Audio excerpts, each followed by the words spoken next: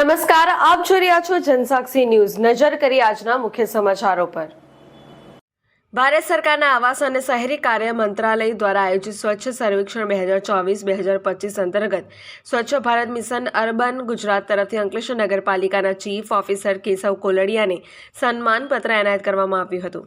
નગરપાલિકાના chief officer Keshavlal કોલડિયાના નેતૃત્વમાં સ્વચ્છતા અભિયાન, ધન કચરા વ્યવસ્થાપન, ડોર ટુ ડોર કચરા સંકલન, જનજાગૃતિ અને નાગરિકોની સક્રિય ભાગીદારીથી આ સિદ્ધિ શક્ય બની છે।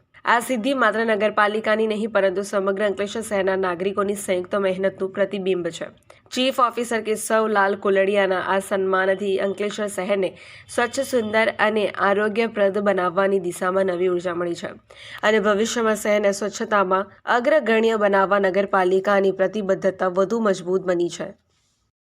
અંકલેશ્વર નગરપાલિકાનો સ્વચ્છતા સર્વેક્ષણમાં 24-25 ની અંદર ભારતમાં 52મો અને ગુજરાતમાં 13મો રેન્ક આવેલો છે।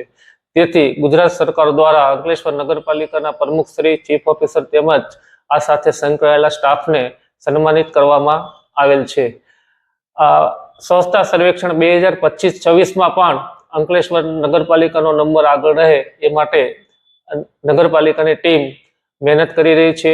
અત્યારે નગરપાલિકાની ટીમ માર્કેટની અંદર તેમજ જ્યાં જ્યાં ગંદકી થાય ત્યાં દંડની કાર્યવાહી કરે છે।